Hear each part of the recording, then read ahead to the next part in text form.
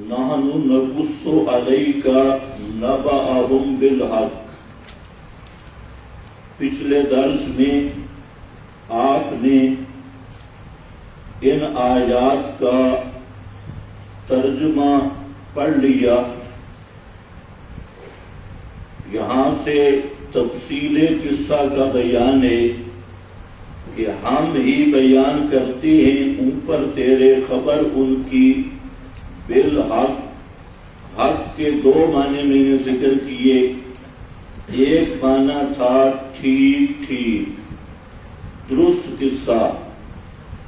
ہم بیان کرتے ہیں انہم فتیۃ آمنوا بربہم، بے شک وہ چند نوجوان تھے جو ایمان لائے اپنے رب کے ساتھ۔ وزدناہم ہدی، اور بڑھا دیا ہم نے ان کو عذر ہدایت کے، بأن ثبتناہم،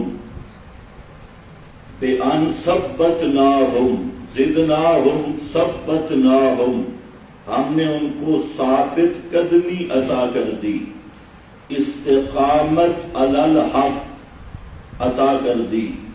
وربطنا علی قلوبہم، اور گرہ لگائی ہم نے علی قلوبہم ان کے دلوں پر، یعنی ربط علی القلوب کے درجے کا ایمان نصیب کر دیا۔ اور میں نے پہلے بتایا کہ ربط علی القلوب وہ درجہ ہے جس کے بعد ایمان میں تزلزل یا زوال ممکن نہیں، اور یہی ایمان ہے نبی کریم صلی اللہ علیہ وسلم کے سب صحابہ کا ربط علی القلب کا درجہ۔ اس لیے قرآن کریم نے اصحاب رسول کے ایمان کی گارنٹی دی ہے اور ان کے رشد و ہدایت پر رہنے کی گارنٹی دی، آنے کی بات نہیں۔ ایمان پر استقامت کے ساتھ رہنے کی گارنٹی قرآن نے دی ہے۔ وجہ یہی ہے کہ ان کا ایمان ربط علی القلب کے درجے کا ہے۔ علامہ قاضی ثناء اللہ صاحب، جن کی تفسیر ہے مظہری، انہوں نے جہاں پر عجیب بات فرماتے ہیں کہ ذالک بفناء القلب حتی تمکن فیہ حب اللہ وہیبتہ وخشیتہ، یہ ربط علی القلب دل کا وہ حال ہے کہ دل سے ہر چیز ختم ہو جائے اور اللہ کی محبت، اللہ کی ہیبت اور خشیت دل میں تمکنا مضبوط ہو جائے، جم جائے۔ وتخلی عن ملاحظۃ غیرہ من الخلائق، اور اللہ تعالی کے سوا پوری مخلوق اس کے ذہن اور دل سے نکل جائے، اس کی طرف توجہ ہی نہ رہے۔ فصار الناس عندہ کالعبائر، سارے لوگ اس کے ہاں مینگنیوں کی طرح ہو جائیں۔ اس کے دل میں لوگوں کی حیثیت، عبائر باراتن کی جمع ہے، بارہ کہتے ہیں جانور کا گوبر اور مینگنی۔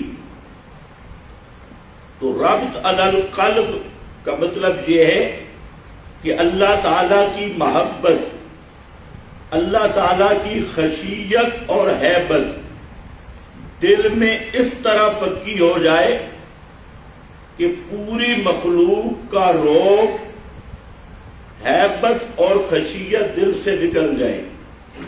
سامنے بادشاہ ہے یا بڑے سے بڑا آدمی ہے، تو اس کی حیثیت کل ابائر ہے، مینگنی کی حیثیت ہے۔ اب یہ شکر ہے کہ قاضی صاحب کی عبارت ہے، اگر یہ میں کہتا تو پھر مینڈکوں کا شور شروع ہو جاتا، لوگوں کو جی ابائر کہہ دیا، مینگنیاں کہہ دیا۔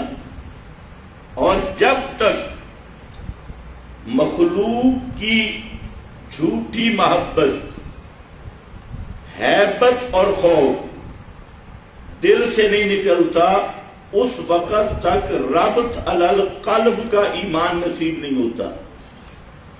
رب تب بنتا ہے، یہ بہت کام کی عبارت ہے۔ اسی طرح الربط علی القلب مستعار الی تثبیت الایمان۔ ربط علی القلب آپ کے پاس فرقان کا حاشیہ یہ دیکھ لو، الی تثبیت الایمان، یہ استعارہ ہے کس کی طرف؟ ایمان کی تثبیت کی طرف، وعدم التردد فیہ، اور ایمان میں عدم تردد سے، فلما شاء اطلاق القلب علی الاعتقاد، جب شائع ہے اطلاق دل کا، قلب کا عقیدے پر، استعیر الربط علیہ للتثبیت علی عقدہ، تو قلوب سے مراد عقیدہ ہے کہ ہم نے ان کے عقیدے کو پکا کر دیا، مضبوط کر دیا۔ ربطنا علی قلوبہم، 3 درجے ذکر کیے، ایمان، ایمان کے بعد استقامت، اور استقامت کے بعد کمال ایمان، ایمان کا کامل درجہ۔ اور کمال ایمان وہی ہے کہ اللہ تعالی کی محبت، اللہ تعالی سے رجا، امید، اور اللہ تعالی کا خوف اور ہیبت اس طرح دل میں جم جائے کہ اس کے مقابل لوگ، چاہے بادشاہ، حکمران اور جھوٹے حضرات اقداس اور ان کے جھوٹے تقدس، وہ گدھے کی مینگنی کے برابر بن جائے۔ کل ابائر، جب تک یہ کیفیت نہیں بنتی تو کمال ایمان نصیب نہیں ہوتا۔ کمال ایمان تب نصیب ہوگا کہ مخلوق کا روب دل سے نکل جائے۔ اب ان 3 چیزوں کو اگر دیکھیں تو اسی کا نام ولایت ہے۔ ولایت کوئی منصب نہیں اسلام میں، جیسے آج کے اجمی لوگوں نے سمجھ رکھا ہے کہ ولایت کوئی ڈگری ہے، خاص ڈگری اور خاص نمبروں پہ وہ ڈگری ملتی ہے۔ ان کے ہاں تو یہ ڈگری پہلے قبر پرستوں کے ہاں ایک تصور تھا کہ ولایت نبوت کے بعد کی ایک ڈگری کا نام ہے۔ جیسے اہل تشیع نے امامت کو ایک منصب قرار دیا، ایک ڈگری قرار دے دیا کہ امامت ایک منصب ہے اور ڈگری ہے۔ پھر اس ڈگری اور منصب کے لیے انہوں نے اپنی طرف سے بہت ساری چیزیں تراشی کہ ولی اللہ کون ہوتا ہے۔ بریلویوں کے ہاں پہنچا ہوا ولی اللہ وہ ہوتا ہے جو شلوار نکال دے، قمیص بھی نہیں، شلوار بھی نہیں، بالکل الف ننگ دھڑنگ، تو اس کو کہتے ہیں یہ ہے پہنچی ہوئی سرکار۔ وہ گلی سے گندگی کھا رہا ہے، یہ کہتے ہیں یہ پہنچی ہوئی سرکار ہے، اس کو حلال حرام کی تمیز نہیں۔ لیکن اس بریلوی ازم میں وہ پہنچی ہوئی سرکار ہے، اور عورتوں کے پاس بیٹھا ہے، کپڑے نہیں ہیں، اور ننگا بابا، نانگا بابا، تو یہ پہنچی، یہ انہوں نے ایک ڈگری۔ اسی طرح ولایت ملتی ہے جنگلوں میں رہنے سے، غاروں میں چلا جائے وہاں ولایت ملے گی، یا کوئی مخصوص مراقبے اور مخصوص اذکار. اور ہمارے دیوبندیوں کے ہاں مونچھیں بالکل صاف کر دو اور شلوار گھٹنوں پہ لے جاؤ، اوپر سے دوپٹہ کر کے بیٹھ جاؤ، اور مخصوص قسم کی مجالس تو اس کو یہ ڈگری ملتی ہے کہ یہ جی کہ حضرت اقدس ہے. شکر ہے قدوس نہیں کہتے جی، حضرت اقدس اور پہنچی ہوئی سرکار ہے. اور پھر یہ عجمی تصور کہ ولایت سفید بالوں سے ملتی ہے. بوڑھا آدمی ہو وہ ولی بنتا ہے. اتنے سال اس نے سمندروں میں گزارے ہوں، اتنے سال اس نے جنگلوں میں گزارے ہوں. یہ سب تصورات اگر آپ مطالعہ کریں تو ہندو ازم اور بدھ مذہب اور سکھ مت، یہ جتنے باطل مذاہب ہیں ان سے یہ تصورات لیے گئے. اب آپ دیکھیں یہ کون ہے؟ فتیۃ، نوجوان، ابھی تک ان کی داڑھی بھی نہیں آئی، کوئی چلہ نہیں کاٹا، اور کوئی مذعومہ پانی کے سمندروں میں کوئی سالہ سال نہیں گزارے، کسی ایک ٹانگ پہ کھڑے ہو کے وظیفہ نہیں کیا، اور ہیں بھی نوجوان، بوڑھے بھی نہیں. لیکن یہ وہ اولیاء اللہ ہیں جن کو قرآن نے سند دی ہے. یہ خالص اولیاء اللہ ہیں. اور یہ ولایت کس چیز پہ ملی؟ آمنوا بربہم. اصل ولایت جس کا قرآن بیان کرتا ہے وہ ولایت ہے عقیدے میں مضبوط ہونا اور مسئلہ حق کو بیان کرنا. جو آدمی عقیدے میں مضبوط ہوا، توحید کا وفادار بنا، عقیدہ توحید اختیار کیا، اور پھر اس مسئلہ کو ڈنکے کی چوٹ پہ بیان کیا، لا یخافون لومۃ لائم. پھر اس نے یہ پرواہ نہیں کی کہ کون کہاں سے مثلہ کمثل الکلب کا کردار ادا کرے گا. اس نے کبھی اس طرف توجہ نہیں کی. خالص مسئلے پہ جم گیا، بیان کیا. یہ ہے اللہ کا ولی. اور اگر ساری رات مصلی پہ کھڑا ہو، سارا دن روزہ رکھے اور ذکر و اذکار میں مشغول رہے، لیکن مسئلہ توحید کو بیان نہیں کرتا، تو وہ خدا کا مجرم ہے، اللہ کا ولی نہیں ہے، اور وہ ولی و شیطان ہے. تو ولایت کا اصل معیار مسئلہ توحید ہے.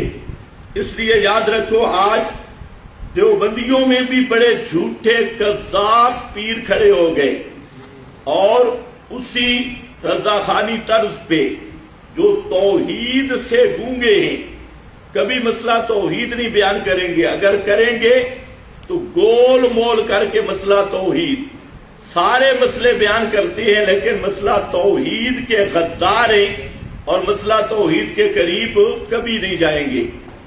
ساری اردا گرد کی بات سے اور دوسرے مسائل، تو یہ اصل علامت ہے اولیاء اللہ کی. پورے قرآن نے جو اولیاء اللہ کا تعارف پیش کیا جیسے یہاں ہے، اور پھر سورہ یاسین میں ایک ولی کا تذکرہ کیا، صاحب یاسین، اس کی بھی تقریر دیکھ لو، وہ بھی خالص توحید پر مبنی ہے. ایک سورہ حامیم مومن میں ولی کا تذکرہ آیا، قال رجل مؤمن من آل فرعون، اس کی تقریر بھی دیکھ لو، خالص توحید پر مبنی ہے. حضرت مریم ولیہ کا تذکرہ آیا توحید کے سیاق میں. تو اس طرح جتنے حضرت لقمان کا تذکرہ آیا وہ بھی ولی اللہ ہے، تو اس کا تذکرہ بھی یا بنی لا تشرک باللہ، ان الشرک لظلم عظیم، اس کا تذکرہ بھی توحید سے شروع ہوا۔ تو اس لیے قرآن پاک میں سورہ یونس میں فرمایا الا ان اولیاء اللہ لا خوف علیہم ولا هم یحزنون، اولیاء اللہ پہ خوف بھی نہیں ہوگا، غمگین بھی نہیں ہوں گے۔ یہ ہیں کون؟ الذین آمنوا وکانوا یتقون۔ الذین آمنوا، ولایت کی بنیاد ایمان ہے، اور ایمان کی بنیاد تسلب فی التوحید ہے۔ توحید کا عقیدے کا ایسا تسلب حاصل ہو جائے، مضبوطی حاصل ہو جائے کہ اس میں نفاق کا شائبہ نہ رہے، شرک کا شائبہ نہ رہے۔ جب نفاق اور شرک نہیں ہوگا تو اس کو اخلاص کہیں گے۔ تو اخلاص التوحید یہ ہے اصل مقصد زندگی اور مقصد دعوت الانبیاء۔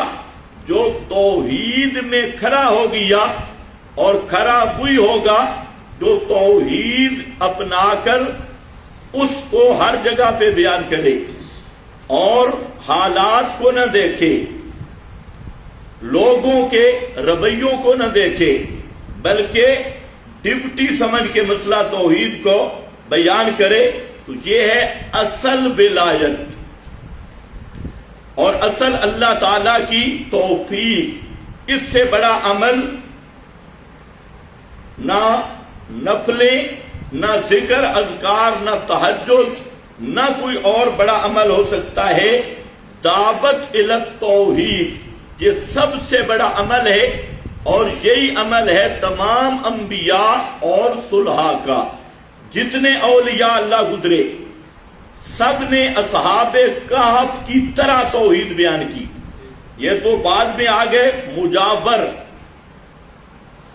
پہلے اللہ والے تھے۔ شیخ عبد القادر جیلانی یہ اللہ کے ولی تھے، ان کی 3 کتابیں میرے پاس ہیں، ایک فتوح الغیب ہے اور ایک الفتح الربانی، یہ بھی شیخ کی کتاب ہے، الفتح الربانی، فتوح الغیب، اور ایک غنیہ جو ان کی طرف منسوب ہے۔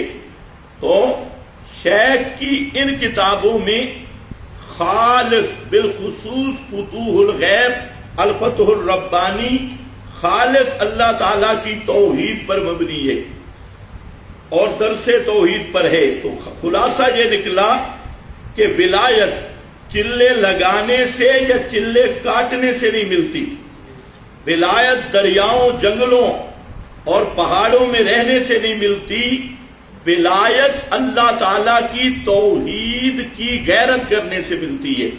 جس آدمی میں توحید کا عقیدہ اور تسلب اور توحید کی غیرت موجود ہے وہ اللہ تعالیٰ کا ولی ہے۔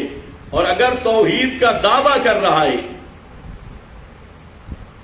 اور مشرکوں کے جنازے بھی پڑھتا ہے، کوئی مشرک بدعتی مر جائے تو تعزیتی پروگرام بھی اس میں بھی شرکت کرتا ہے، تو یہ مواحد نہیں، یہ منافق ہے۔ اس کے اندر توحید کا تسلب نہیں، اس کے اندر نفاق ہے، اخلاص نہیں۔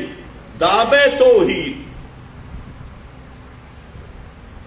توحید کا لحاظ یہ ہے کہ من احب للہ و ابغض للہ، 2 چیزیں پیدا ہوتی ہیں جب ایمان میں مخلص ہوتا ہے کہ احب للہ، اس کی محبت بھی اہل توحید کے لیے، اور اس کا بغض مشرکین اور مبتدعین کے لیے۔ اللہ تعالیٰ کے لیے ہونے کا یہی مطلب ہے کہ اہل توحید سے محبت اور اہل الشرک والبدع سے نفرت۔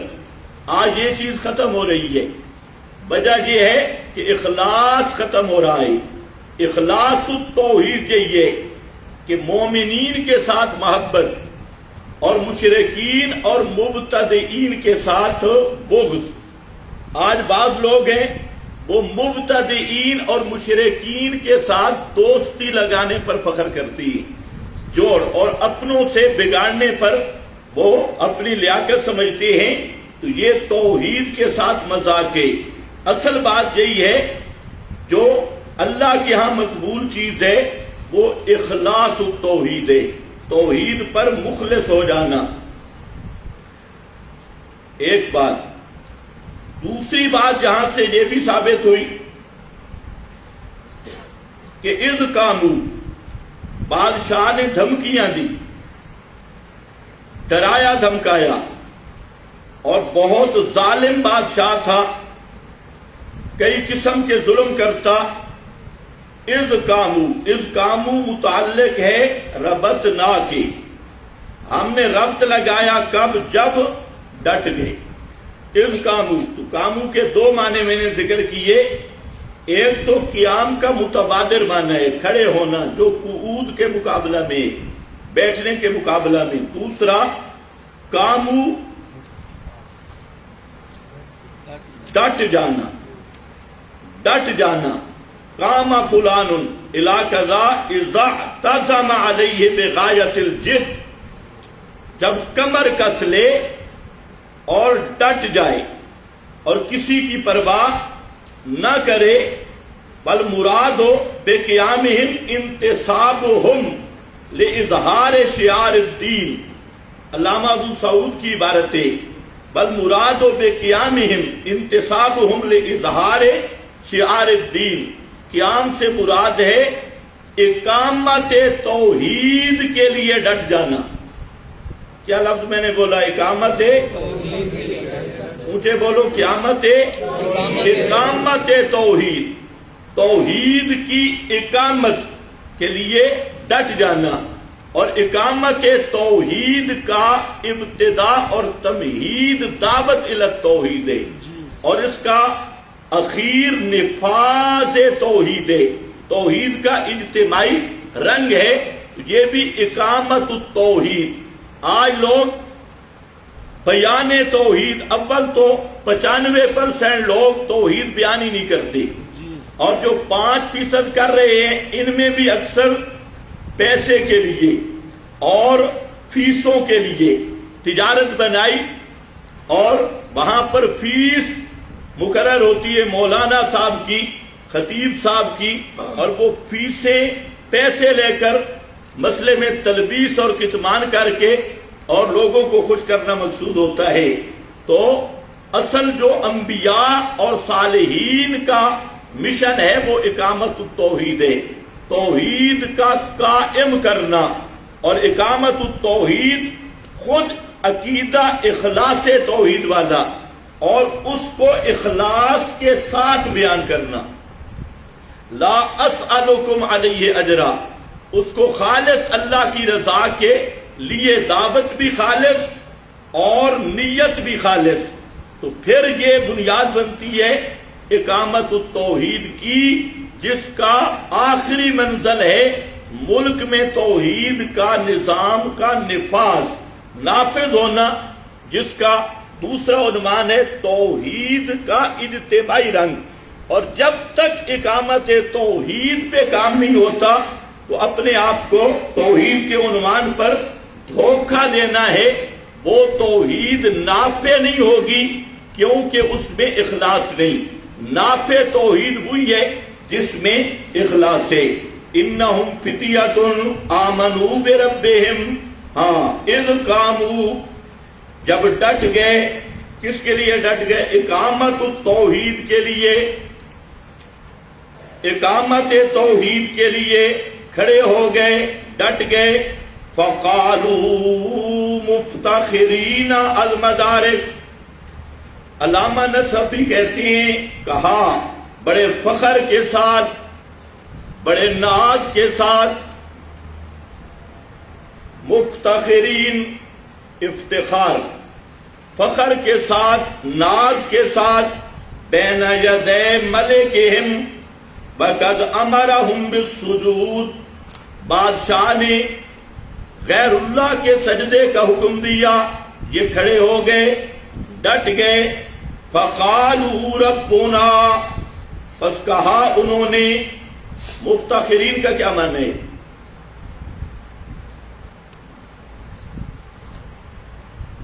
لوگ مسئلہ توحید پہ مذاق کرتی، استہزاء کرتی، اور سب سے بڑا مذاق یہ ہوتا ہے کہ کسی کو سمجھ نہیں آیا، اتنے بڑے بڑے اکابر کو نہیں سمجھ آیا جی، یہ ان نوجوانوں کو سمجھ آ گیا، ان کی ابھی داڑھی بھی نہیں، اور ہمارے جو شیوخ ہیں ان کی سفید داڑھی ہے، سفید بال ہے، اور یہ ہے فتیاتن، بالکل نوجوان۔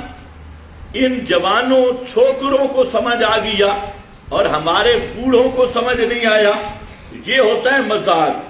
تو اس میں بسا اوقات انسان احساس کمتری کا شکار ہو جاتا ہے کہ ساری دنیا مذاق کر رہی ہے، تو جب احساس کمتری کا شکار ہوگا تو کھل کر مسئلہ بیان نہیں ہوگا۔ اس لیے وہ کھڑے ہوئے بڑے ناز اور فخر کے ساتھ، توحید پر ناز کرتے ہوئے، توحید پر فخر کرتے ہوئے کہ یہ ایسی نعمت ہے جو اللہ تعالیٰ نے ہمیں دی ہے۔ اور اس سے یہ مسئلہ بھی سمجھ آتا ہے کہ مشرک کے سامنے اکڑنا بھی عبادت ہے جی، مشرک کے سامنے سینہ تان کے کھڑا ہونا یہ بھی عبادت ہے۔ کیوں؟ مشرک کو جلانا یہ سب سے بڑی عبادت ہے۔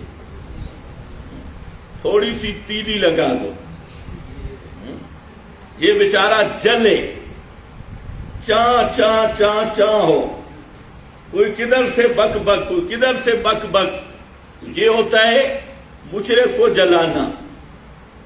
صحابہ کرام کو بدر میں ابو جہل کا اونٹ ہاتھ لگ گیا، جب حدیبیہ میں آئے تو اس اونٹ کو سب اونٹوں کے آگے آگے رکھا، بھائی یہ سارے مشرک دیکھیں کہ یہ باب ابو جہل والا اونٹ ہے مسلمانوں کے، یہ مقصد تھا جلانا۔ تو یہ یاد رکھو، مشرک اور بدعتی کو جلانا، تکلیف دینا اور ایسا جملہ کہنا کہ وہ بیچارہ سڑ جائے، یہ سب سے اونچی عبادت ہے، اور یہ بھی مقاصد میں سے، اس لیے یہ بھی کھڑے ہوئے مفتخرین، فخر کے ساتھ، ناز کے ساتھ، اور مسئلہ بیان کیا۔ توحید ہے ہی قابل افتخار چیز، ذالک من فضل اللہ علینا، حضرت یوسف نے اسی حقیقت کو بیان کیا۔ دوسرا ایک اہم مسئلہ آ رہا ہے کہ بادشاہ ظالم میں یہ نوجوان ہیں، انہوں نے تقیہ نہیں کیا، تقیہ نہیں کیا۔ معلوم ہوتا ہے ایمان اور تقیہ جمع نہیں ہو سکتا۔ آمنو جب ایمان لائے تو پھر بادشاہ کی آنکھوں میں آنکھیں ڈال کے مسئلہ بیان کیا۔ اہل تشیع کے ہاں تقیہ سب سے افضل عبادت ہے، اور یہ شیعوں نے تقیہ کا مسئلہ نکالا اپنا مذہب بچانے کے لیے۔ جب اہل تشیع پہ اعتراض ہوا کہ تم جو وکیل بنے ہو خلافت کے، فدق کے اور ان چیزوں کے، تو ہم تو خاندان نبوت کو دیکھتے ہیں کہ حضرت علی المرتضیٰ رضی اللہ تعالیٰ عنہ، انہوں نے حضرت صدیق کے ہاتھ پر بیعت کی، حضرت صدیق کو خلیفہ مانا، حضرت صدیق اکبر کے پیچھے نمازیں پڑھی مسجد میں آ کر، اور یہ خود شیعہ کتب میں موجود ہے۔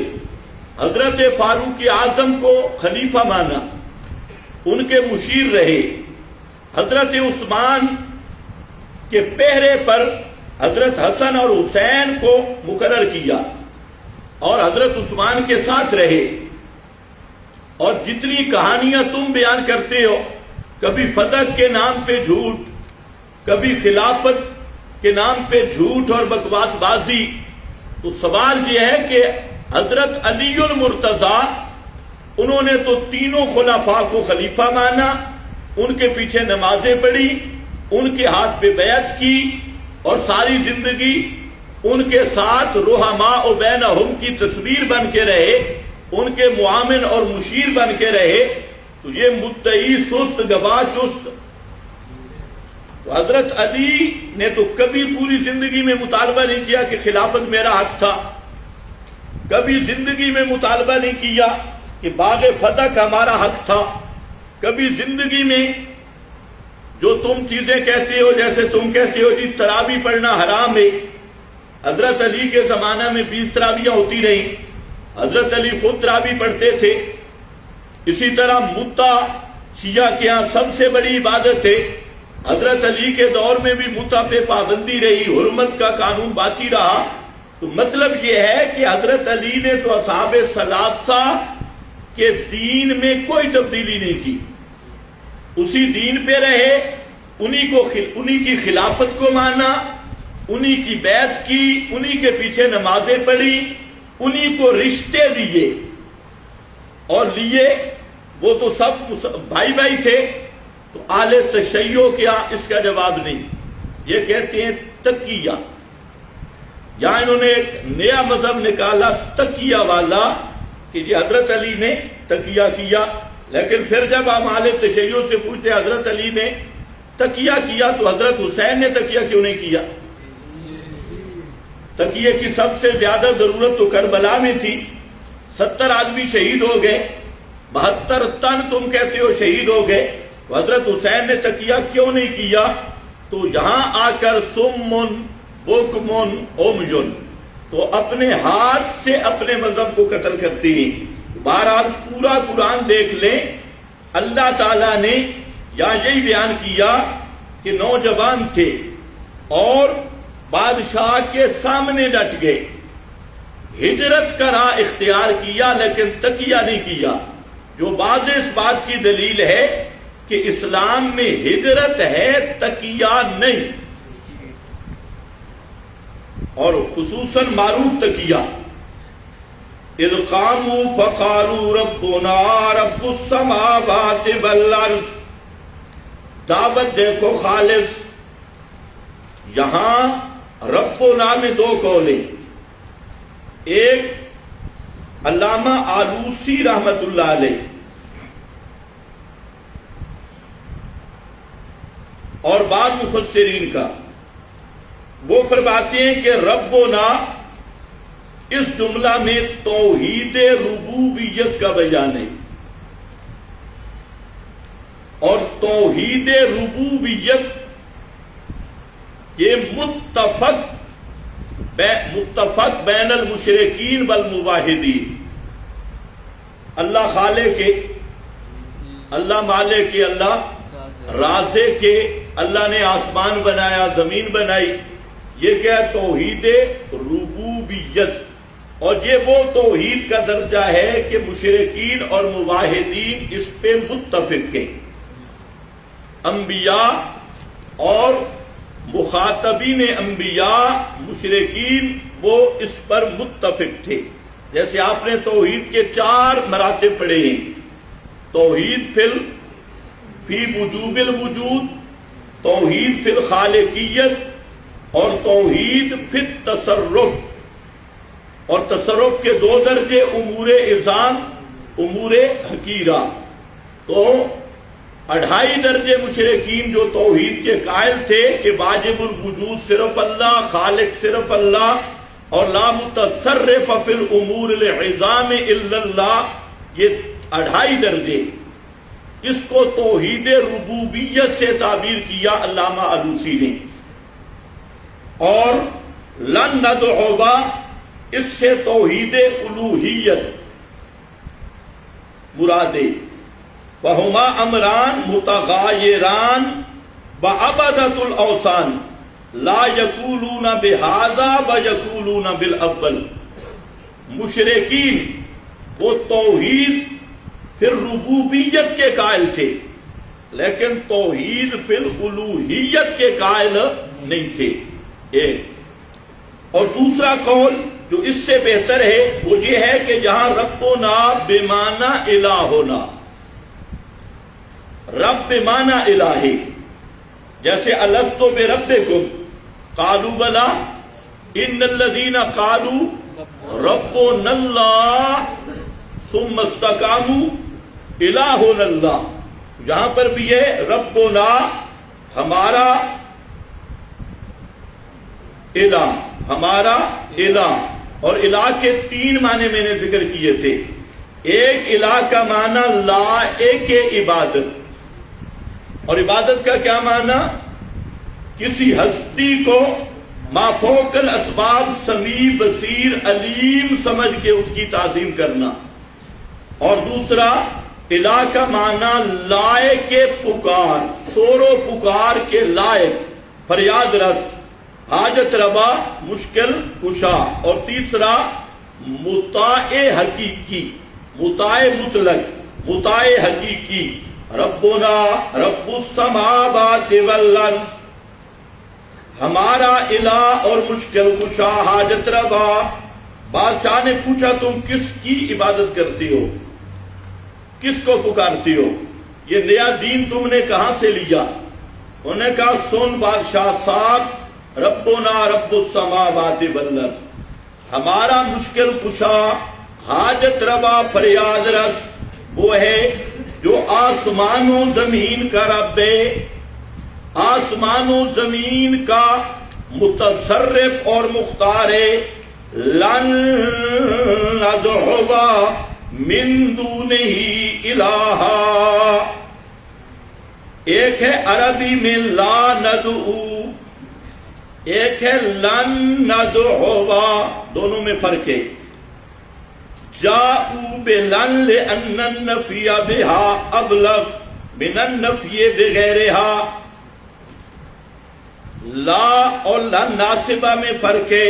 آپ نے پڑھا ہے لا یضرب کا معنی اور لن یضرب کا معنی ہرگز نہیں مارے گا، ہرگز، اس میں کیا ہوتا ہے؟ مبالغہ، تاکید زیادہ ہے۔ حتیٰ قیل انہ یفید استغراق الزمان فیکون المعنی لا نعبد عبدا من دونہ الہا، اے معبودا آخر لا استقلالا ولا اشتراکا۔ دیکھا یہ کون ہے؟ ہاں، روح المعانی کا حوالہ ہے۔ فرماتے ہیں کہ یہاں انہوں نے لن ندعو، ایک تو تاکید آئی، اور مختصر میں آپ نے پڑھا ہے کہ تاکید ہوتی ہے منکر کے مقابلہ میں۔ تو سامنے تھا مشرک، اور یہ بھی ممکن ہے اس نے کہا ہو کہ ہمارے بابے کو بھی تھوڑا سا پکارو، ہؤلاء شفاؤنا عند اللہ، کم از کم یہ کہ استشفاء کے قائل بن جاؤ۔ استشفاء، جیسے آج کا مشرک کم از کم درجہ کیا ہے؟ استشفاء، کہ قبر پہ جا کے کہو بابا ادعو اللہ، میں تیرے پاس آیا ہوں اور ہوں بھی دیوبندی بے ایمان جی،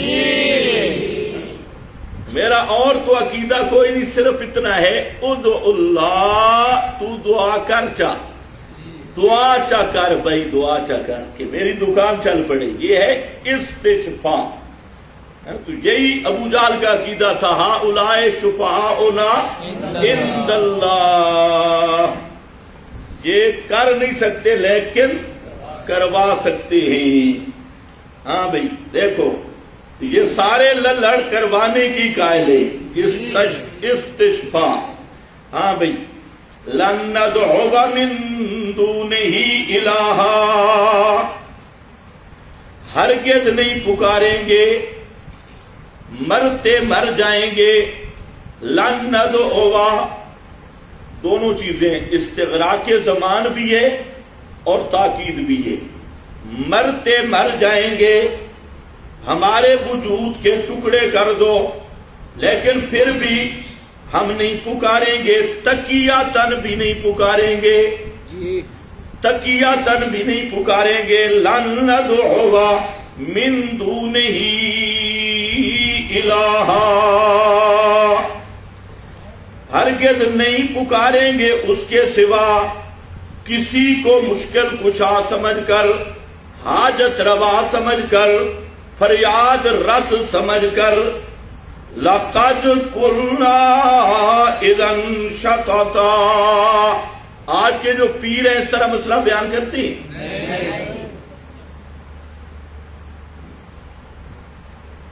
یہ سچے ولی تو کر رہے ہیں، اور یہ جو بناسپتی ولی ہے، بریلر ولی، فارمی مرغے، انہوں نے کبھی یہ کہتے ہیں ہم اصلاح کر رہے ہیں، اور ان سے پوچھو بے ایمانو توحید کے بغیر اصلاح ہو سکتی ہے؟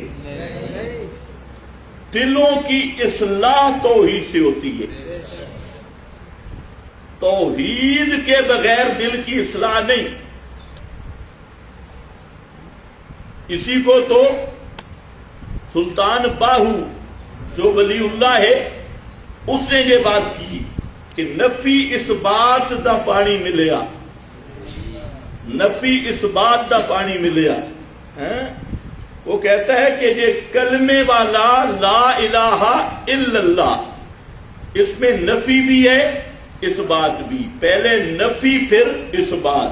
یہی ہے اصل توحید کہ بوٹی مشک مچایا ہوں، بوٹی ایمان میں بہار یا ایمان کی رونق بڑھتی ہے نفی اس بات کے پانی سے، غیر اللہ کی نفی، اور ہر صفت کمال میں اللہ کی طرف نسبت. یہ ہے نفی اس بات دا پانی ملیا. اصل یہی توحید ہے، ولایت بھی یہی توحید ہے، اور ابدیت کے کمالات بھی یہی کمال توحید ہے. لیکن آج ملا کو بھی اس بات کا پتہ نہیں، اور وہ کبھی توحید کے قریب نہیں آئے گا. لَقَدْ قُلْنَا إِذًا شَطَطًا.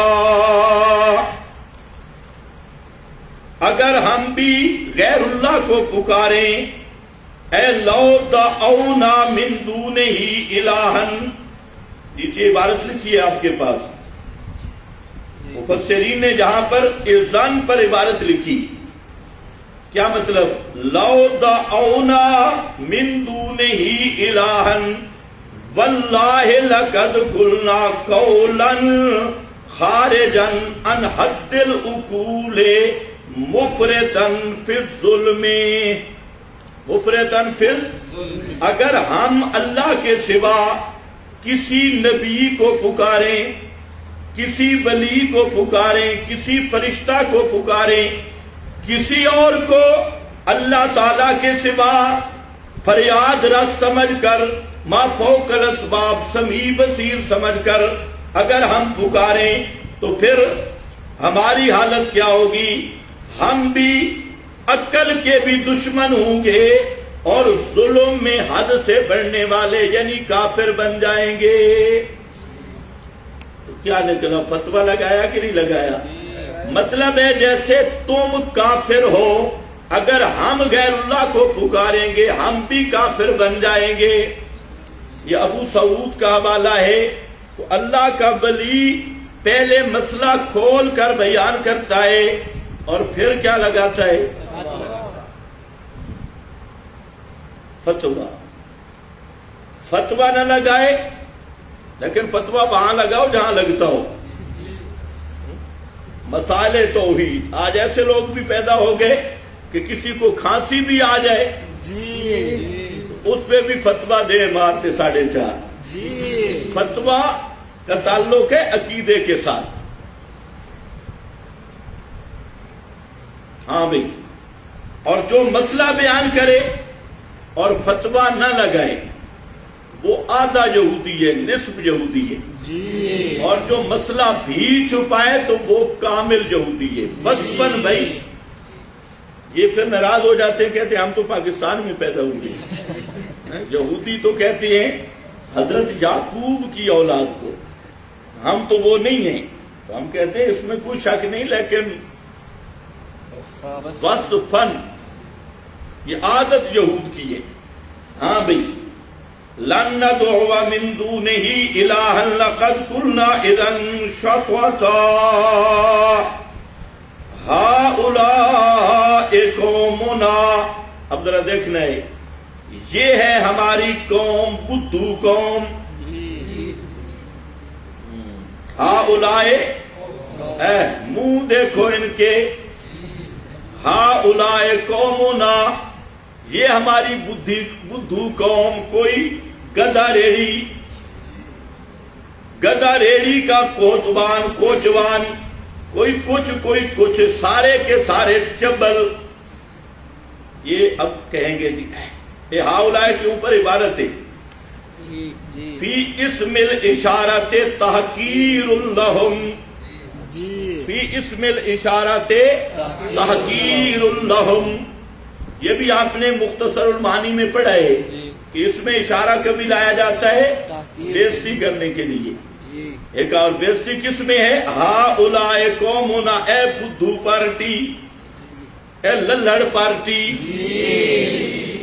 اے شیاطین، نرے چبل کے چبل، جو مردوں کے عادتاً سننے کے قائل خبیث، بالکل عقل سے پیدل اور بالکل لم یبج. ہاؤلائے قومنا، یا اس میں اشارہ بے عزتی کے لیے ہے. انہاں دی شکلاں دیکھو، کرتوت دیکھو، انہاں دی ٹاں دیکھو، نعرے دیکھو، اصل دیکھو. ہاؤلائے قومنا، معلوم ہوتا ہے مشرک کی تذلیل کرنا یہ بھی اولیاء اللہ کا طریقہ ہے. ہاؤلائے مشرک کی بے عزتی کرنا، اہل بدعت کی تذلیل اور تحقیر کرنا یہ بھی طریق ہے اولیاء اللہ کا. اس لیے کہتے ہیں ہاؤلائے قومنا اتخذوا من دونہ آلہہ، بنا رکھے انہوں نے اللہ کے سوا کئی مشکل کشا، کئی حاجت روا. یہ بابا کون ہے جی؟ یہ بابا ہے سر درد کا معالج، MBBS. جیسے ڈاکٹر ہوتے ہیں، کوئی دل کا اسپیشلسٹ، کوئی معدے کا اسپیشلسٹ، کوئی گردوں کا اسپیشلسٹ، تو اسی طرح انہوں نے آلہہ، بابے بنا رکھی ہیں. یہ کون ہے جی؟ یہ پیر کھارا ہے.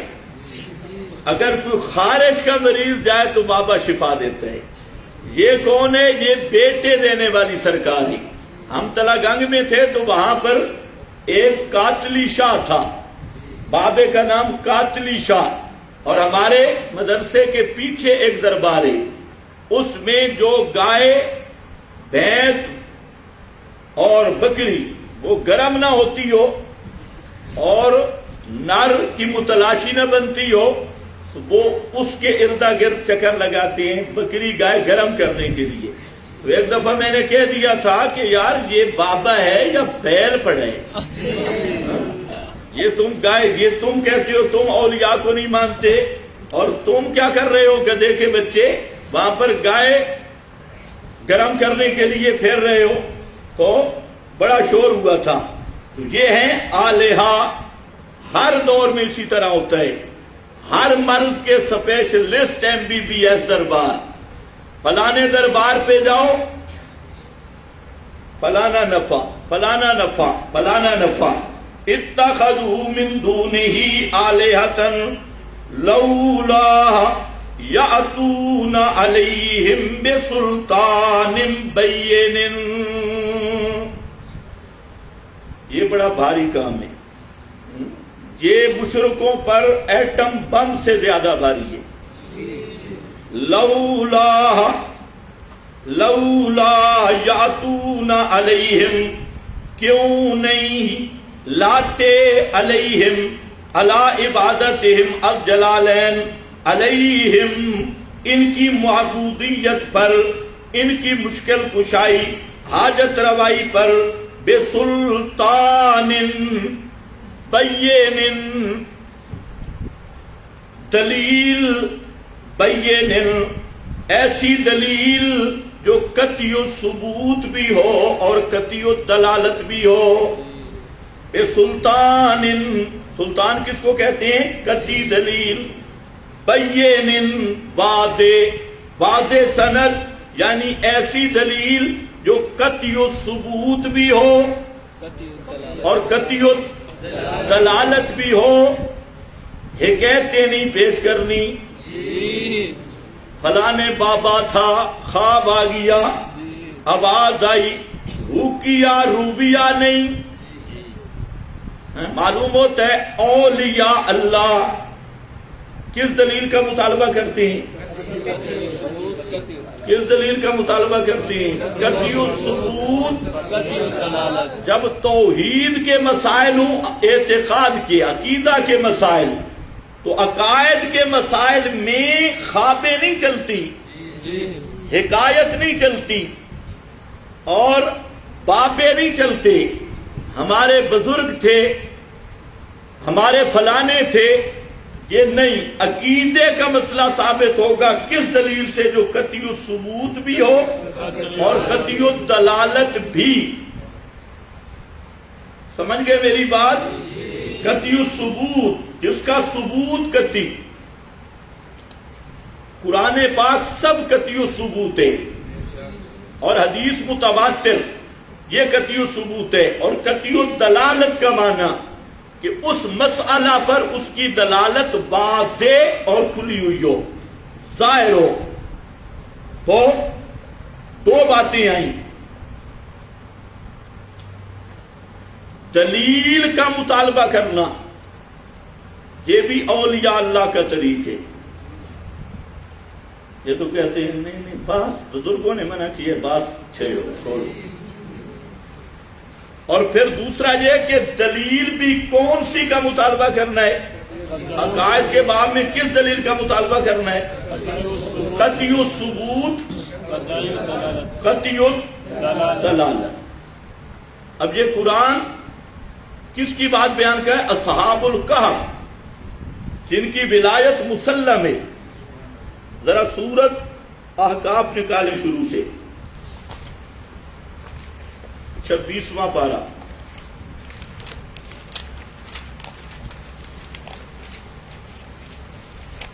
یہ مطالبہ مشرک پر بھاری ہے۔ مشرک ہمیشہ خواب پیش کرے گا، حکایتیں گپیں پیش کرے گا، یا فلانا بابا گیا تو ہاتھ باہر نکلا، فلانا بابا گیا تو فلاں، بھائی اس کی کوئی سند۔ اب جو رفائی کا واقعہ تھا 1.5 ہفتہ ہو گیا، اس سے 2 ہفتے، تو اب مختلف جگہ سے اباء الکلاب ہے، کوئی کدھر بیٹھ کے بھونکتا ہے، کوئی کدھر، لیکن سند اب تک پیش نہیں کی، بس کلٹیاں کھا رہے ہیں، اور کوئی کچھ رنگ لگا رہا ہے، کوئی کچھ رنگ لگا۔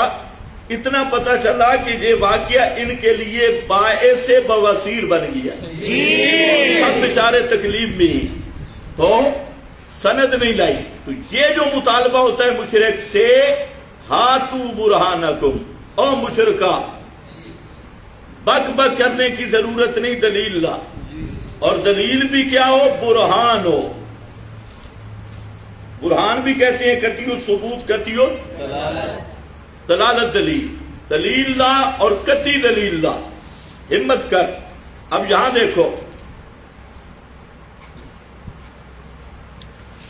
قل ارأیتم ما تدعون من دون اللہ اخبرونی، او مشرکو خبر دو مجھے جن کو اللہ کے سوا تم پکارتے ہو، ارونی، یہ دلیل عقلی کا مطالبہ ہے، دکھلاؤ مجھے، ماذا خلقوا من الارض، ماذا خلقوا من الارض، زمین کے اس حصہ کی طرف اشارہ کرو ذرا جو تمہارے ان معبودوں نے بنایا ہے، مشکل کشاؤں نے، ام لہم شرک فی السماوات، یا واسطے ان کے ساجہ ہے آسمانوں میں، شرکتم اللہ سبحانہ، آسمانوں میں اللہ تعالیٰ کے ساتھ کوئی پارٹنرشپ ہے، شرکن پارٹنرشپ، سانجا، ایتونی بے کتاب من قبل ھذا، یہ مطالبہ ہے جی ایتونی لے آؤ بے کتاب من قبل ھذا القرآن، اس قرآن سے پہلے جو اللہ تعالیٰ کی منزل کتابیں ان میں سے کسی کتاب کا حکم لاؤ، او اثارت من علم، یا جو مدون نہ ہو، نقل ہو لیکن نقل متواتر ہو، من علم من ظن نہیں، علم قطعی نقل ہو، ان کنتم صادقین، اگر ہو تم، ان کنتم اگر ہو تم صادقین، سچے، اس باب میں تم سچے ہو۔ اور مشرکوں کے یہ سنتے بھی ہیں، ہاتھ بھی باہر نکالتے ہیں، ان کنتم صادقین، دلیل کوئی نہیں تو پھر سنو، ومن اضل، پھر تم سے بڑا کافر بھی کوئی نہیں، ومن اضل ممن یدعو من دون اللہ، یہ قرآن کا فتویٰ ہے بھائی، دلیل لاؤ، دلیل نہیں تو پھر تم سے بڑا کافر بھی کوئی نہیں۔ سورۃ الانعام میں، سورہ المومنون میں، سورہ النمل میں سب مقامات اسی پر ہیں کہ مشرک سے دلیل کا مطالبہ کرو۔ آج تک کوئی بدعتی، کوئی مشرک وہ اپنے عقیدے پہ دلیل نہیں پیش کر سکتا سوائے بکواس بازی کے، بک بکٹیشن کے۔ تو یہ اصل معیار ہے۔ اب کیا کہتے ہیں جی، مماتی یہ مطالبہ کرتے ہیں، ہم کہتے ہیں جی پرانے مماتیوں نے بھی یہی کیا، ہاں تمہارے آباء و اجداد سے اصحاب کہف نے یہ بات کی کہ قطعی دلیل لاؤ۔ ہاں یہ اولیاء اللہ، حل عندکم من علم، اور سورہ انعام میں فَتُخْرِجُوهُ لَنَا، ہے تمہارے پاس کوئی دلیل، علم ظن نہیں، علم قطعی دلیل، فَتُخْرِجُوهُ لَنَا، ذرا تھیلا نکالو، وہ دلیل تو پیش کرو۔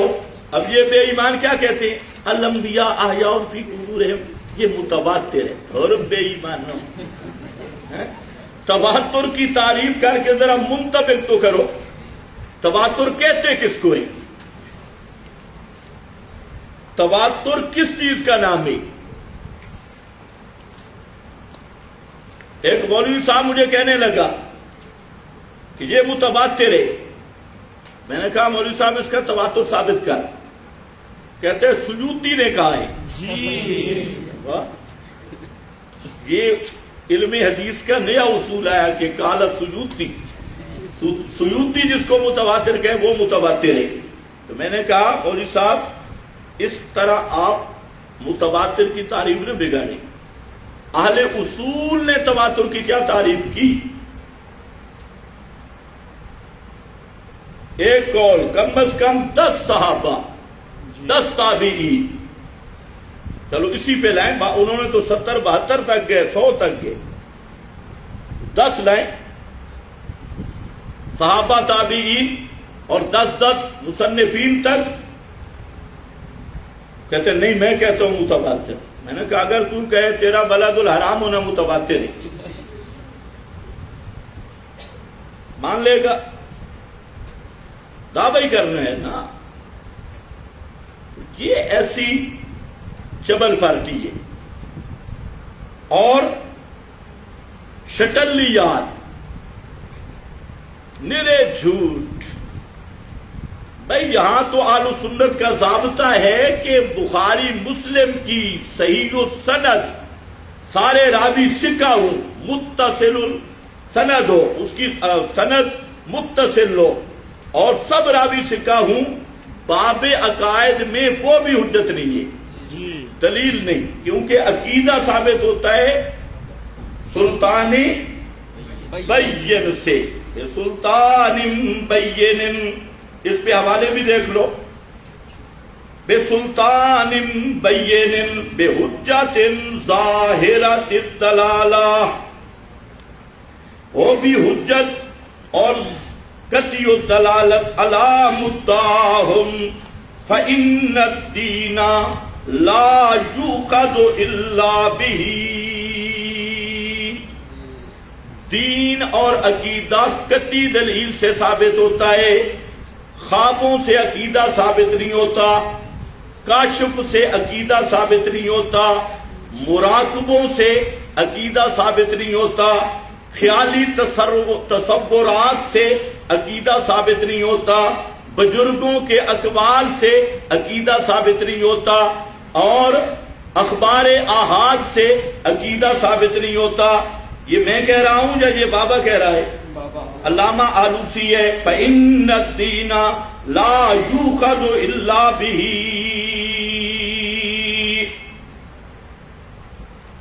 آگے وَاسْتُدِلَّ بِهِ عَلَىٰ أَنَّ مَا لَا دَلِيلَ عَلَيْهِ مِنْ أَمْثَالِ مَا ذُكِرَ مَرْدُودٌ، اس آیت سے مفسرین نے اور فقہاء نے ضابطہ لیا ہے کہ جس چیز پر دلیل موجود نہیں وہ چیز مردود ہے۔ وہ چیز کیا ہے؟ وہ چیز کیا ہے؟ اونچے بولو، اونچے کوئی مر تو نہیں کیا؟ وہ چیز کیا ہے؟ اونچے بولا کرو کہ آپ میں بھی کوئی مریض ہو تو اس کا مرض ختم ہو جائے۔ امثال ما ذکر مردود۔ آگے علامہ مظہری صاحب مظہری فرماتے ہیں بسلطان بین اے بے برہان ظاہر، بے برہان ظاہر فإن الدین لا یؤخذ الا بالبرہان، دین اور عقیدے کا مسئلہ قطعی دلائل سے ثابت ہوتا ہے۔ ان لڑوں کو بھی بتا دو، یہ کمپوٹیشن سے ثابت نہیں ہوتا کہ 10 کلب عقور کھڑے ہو کے وہاں پر بک بک شروع کر دیں، اس سے عقیدہ ثابت نہیں ہوگا۔ عقیدہ ثابت ہوتا ہے بالبرہان والظن والتقلید لا یجوز اتباعہ فی العقائد۔ زن اخبار آحاد، خواب، کشف، مراقبے، بابے نے فرمایا، سجودی نے فرمایا، دریاتی نے فرمایا، سبکی نے فرمایا، ہمارے جو اکابر تھے فرمایا لا یجوز اتباعہ فی العقائد۔ ظن اور تقلید عقیدے کے معاملہ میں جائز ہی نہیں، اس کی اتباع جائز ہی نہیں۔ جب جائز نہیں ہے تو کیا بنے گی؟ لا یجوز، حرام ہے عقیدے میں کسی کی تقلید کرنا، کیونکہ عقیدہ ثابت ہوتا ہے نص قطعی سے، سلطان بین سے۔ اسی طرح آگے فرماتے ہیں، کچھ سمجھ آ گئی یا نہیں آ گئی؟ اب یہ اعتراض تو ختم ہو گیا، یہ قرآن پڑھتے ہیں معنی اپنا کرتی ہیں، یہ اپنا معنی نہیں ہے، یہ مفسرین نے معنی کیا۔ بسلطان بین فمن اظلم ممن، دیکھا آیا فتویٰ، فمن اظلم، فتویٰ پہلے بھی آیا، ڈبل فتویٰ ہے۔ فمن اظلم، کون بڑا ظالم ہے، ممن، اس آدمی سے، افترا علی اللہ کذبا، جو گھڑ لے اوپر اللہ کے جھوٹ۔ رسول اللہ پہ جھوٹ بولنا بھی افتراء علی اللہ ہے، کیونکہ رسول مکرم صلی اللہ علیہ وسلم دین احکام کے معاملہ میں اللہ تعالیٰ کے نمائندے ہیں۔ اللہ تعالیٰ کے کیا ہیں؟ نمائندے ہیں۔ پیغمبر احکام میں اللہ تعالیٰ کا نمائندہ ہوتا ہے تبیین اور توضیح کے اعتبار سے۔ تو بہرحال اللہ پہ جھوٹ بولنے والا بھی سب سے بڑا ظالم، اور رسول اللہ پہ جھوٹ بولنے والا بھی سب سے بڑا ظالم۔ لوگوں کو یہ بات سمجھ نہیں آتی جب ہم جھوٹی روایات پہ رد کرتے ہیں، ہم اپنی طرف سے تھوڑے ہی کرتے ہیں، محدثین نے رد کر رکھا ہے، اللہ کی ان پہ رحمت ہو، ہم تو بیان کرتے ہیں کہ جھوٹی روایات آپ کی طرف منسوب نہ کی جائیں۔ اب یہ شیاطین کھڑے ہوتی ہیں جن کے دلوں میں اپنے مولویوں کا تقدس اور مولویوں کی طہارت اور تقوی پیغمبر سے معاذ اللہ بڑا ہوا ہوتا ہے، تو یہ نبی کریم علیہ السلام پر تو جھوٹ کو برداشت کرتے ہیں اور اپنے مولویوں کے تقدس کو بچانے کے لیے ایک جھوٹ کے 100 جھوٹ بولتی ہیں۔ اس لیے مسئلہ ہے کہ جھوٹی روایت، ضعیف روایتیں بیان کرنا جب تک ان کا ذوق اور موضوع ہونا ساتھ بیان نہ کیا جائے، ایسا بیان کرنا حرام ہے۔ بعض علماء نے تو جہاں تک لکھا ہے کہ جو رسول اللہ صلی اللہ علیہ وسلم پر آپ کی طرف جھوٹی بات کی نسبت کرے تو وہ آدمی کافر ہو جاتا ہے، اور ان کا یہ استدلال صحیح ہے، وَمَنْ أَظْلَمُ مِمَّنِ افْتَرَىٰ عَلَى اللَّهِ كَذِبًا۔ وآخر دعوانا